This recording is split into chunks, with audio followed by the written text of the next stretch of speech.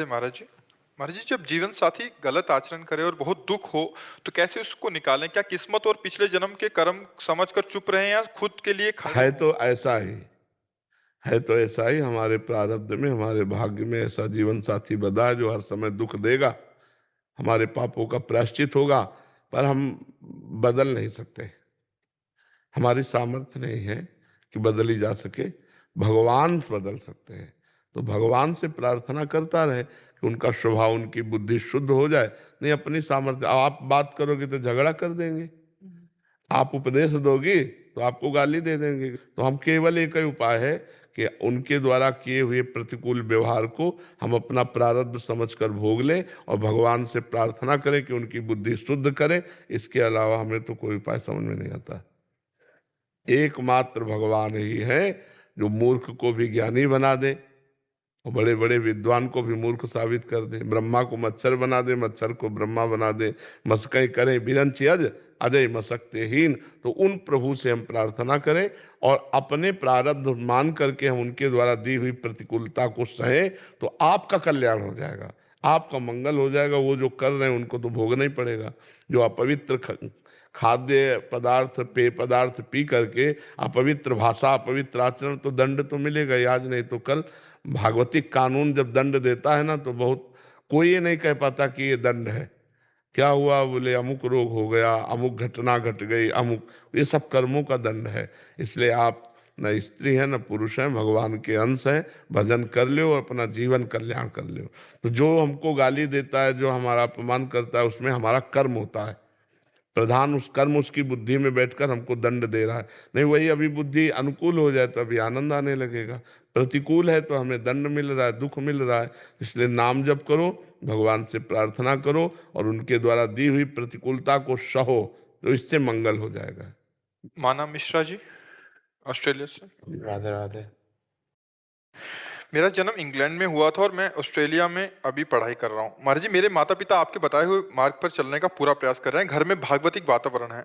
मैं पश्चिमी देशों के कल्चर के हिसाब से जीवन व्यतीत करता हूँ, जिससे अध्यात्म बहुत सीमित है। मैं कोई व्यभिचार नहीं करता, लेकिन बिना अध्यात्म के भी मुझे जीवन जीने अच्छा लग रहा है। कृपया मेरा मार्गदर्शन करें कि मैं अध्यात्म की तरफ कैसे आऊं और उसका क्या लाभ है। विदेश में रहने वाले नहीं मेरी बच्चा, तरह कई युवकों का ये सवाल है। हाँ, मतलब सबसे पहली बात होती है, आप व्यभिचार नहीं करते इसलिए धन्यवाद।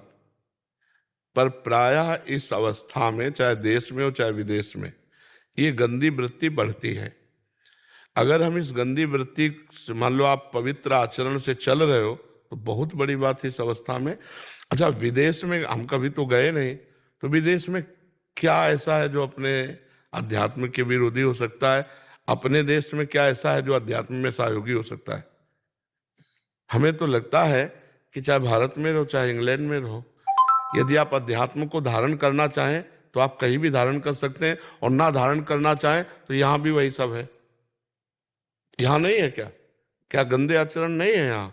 क्या गंदा भोजन लोग नहीं पाते? क्या गंदा पेय नहीं पीते? क्या गंदी बातें नहीं देखते सुनते? क्यों बच्चा? महाराज जी, इनका मुख्य प्रश्न है कि हम हर काम सच्चाई और मेहनत और सही तरीके से करें, तो अध्यात्म की आवश्यकता क्या है? नहीं बच्चा, नहीं, ऐसी बात नहीं है।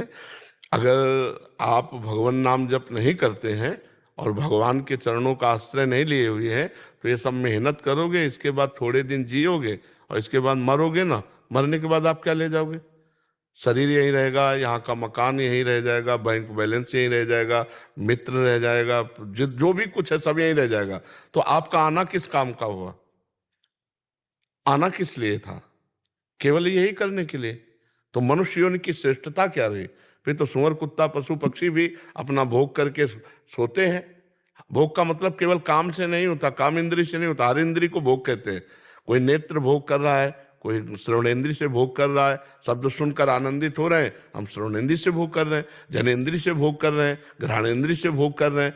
तो ऐसा नहीं है कि हम मनुष्य शरीर प्राप्ति किए, खूब रुपया पैसा पद प्रतिष्ठा मित्र सब नहीं बच्चा। ये ऐसे मृत्यु लोक में आए, कुछ नहीं, पाई भर नहीं, कपड़ा शरीर में नहीं, शरीर रूपी कपड़ा भी नहीं, सब यहीं जला दिया जाता है। नहीं जला दिया जाता, ले क्या गए? अगर अध्यात्म है तो लेके गए, और अध्यात्म नहीं है तो शुभ अशुभ कर्म वही पाप है। तो बच्चा, बुद्धिमानी ये है कि यहां की कमाई यहां रह जाने वाली, कमाते हुए परलोक की कमाई कमाओ।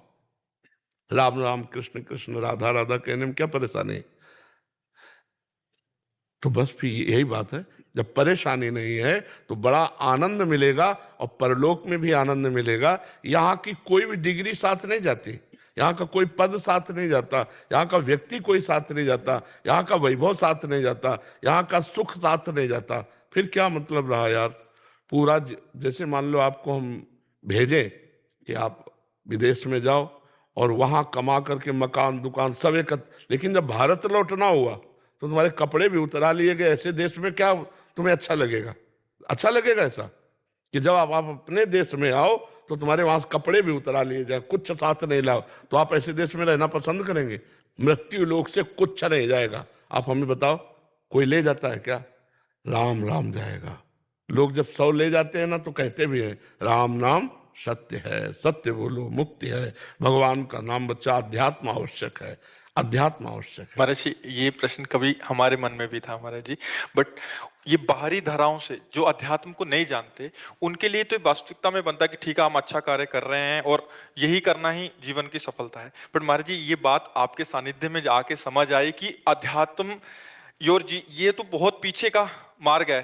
अंदर जो आनंद है, इंटरनल जो एक पीस है महाराज जी, वो तो आज समझ आ रहा है कि अध्यात्म की आवश्यकता क्या है।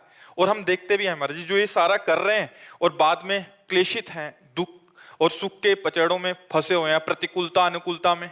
जहाँ आप बैठे हैं, यहाँ एक वृद्ध रूप में बैठे थे और वो सफल जीवन जिसे संसारिक कहते हैं, तो उन्होंने कहा मैं पदाधिकारी भी रहा, हमारे पास फार्म हाउस सब कुछ है, पर अब मैं भयभीत हूँ कि मरना पड़ेगा और कुछ मेरे साथ नहीं जाएगा, इसीलिए मैं आपका प्रवचन सुन के आया हूँ कि मेरा भय निकाल दो। तुम कहा भय से तो निकलने वाला नहीं कि टेबलेट दे दे।